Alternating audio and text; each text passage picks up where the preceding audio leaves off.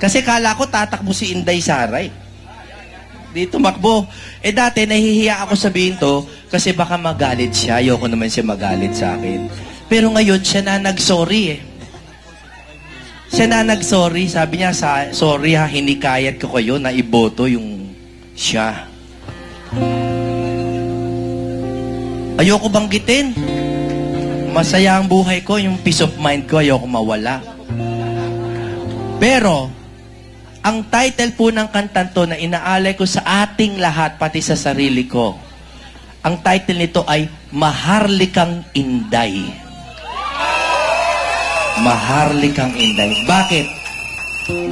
Kasi nung panahon na yon, ang liwanag na ng Pilipinas.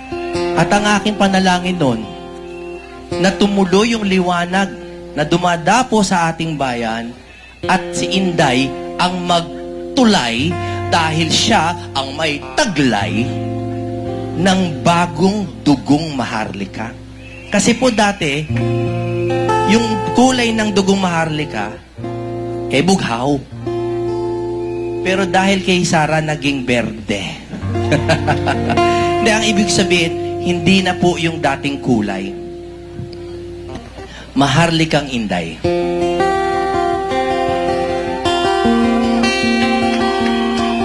May mga lyrics ngayon dito, may lyrics dito na hindi na bagay sa ngayong panahon. Isipin nyo na lang, bumalik tayo sa 2021, 2022, nung tayo ay namimili pa at umaasa na sana ang maging bagong Maharlika ay si Inday.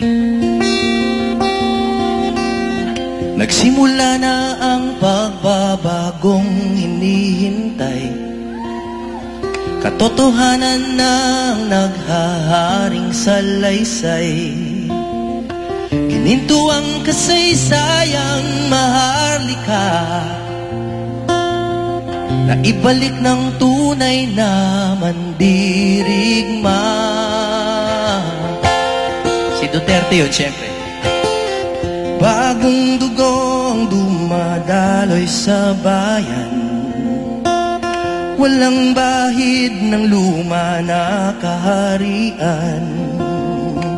Mayroong pangako sa iyong dugong bughaw, walang ibang magtutulay kundi ikaw. Maharlikang Inday, ikaw ang may taglay, ikaw lang ang tulay. Maharlikang Inday, lahat sumisigaw, bagong dugong bughaw, mula sa agila, ngayon ikaw. Mula sa agila, ngayon ikaw. Sayang, no? Sayang. Pero palagay nyo, pwede pa? Pwede! Ang lakas ng ano. Pwede pa eh, no? Malay natin. Alam nyo kung bakit pwede? Dahil God knows best.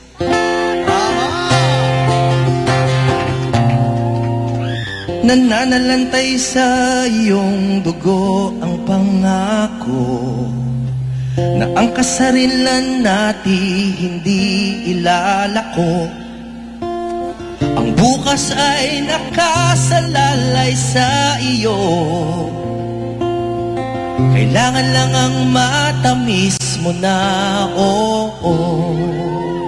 Maharlikang Inday,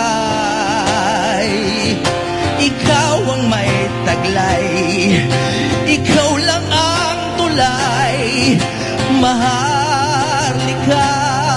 Inday,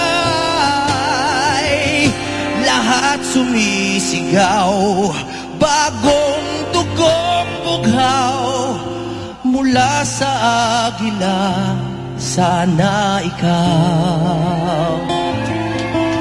Mula sa agila, sana ikaw.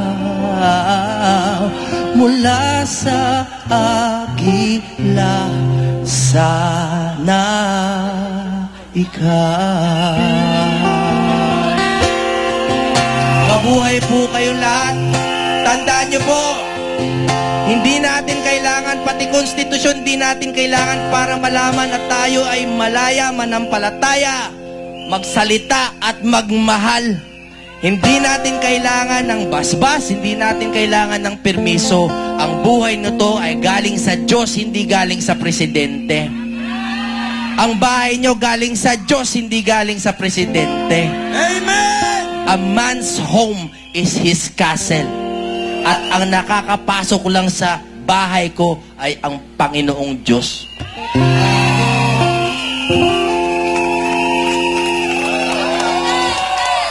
Okay.